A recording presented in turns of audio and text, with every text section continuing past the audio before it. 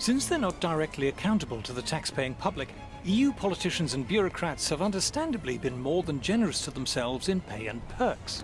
This is the much talked about Brussels gravy train. And here's my handy guide. This is the shopping centre.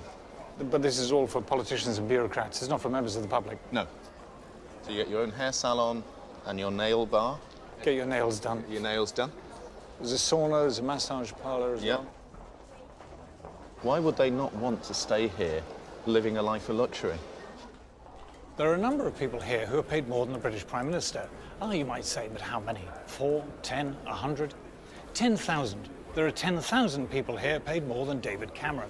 That's 1 in 5 of everyone who works for the EU. If you're an EU official, there's the relocation allowance, the household allowance, the family allowance, the entertainment allowance, the private healthcare allowance, the private education for your kids allowance. The healthcare allowance includes free Viagra. You would have thought that would come under entertainment.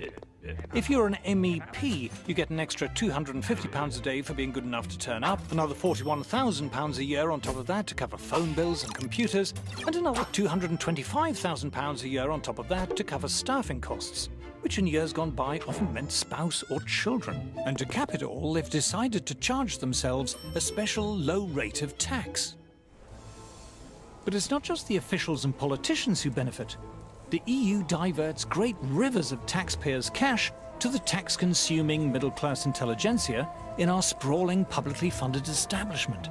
The European Union is very good at purchasing the loyalty of powerful and articulate interests in all the member states. When we hear great public institutions, quangos, museums and campaign groups, waxing lyrical about the EU, we have to remember the EU gives them vast amounts of our money.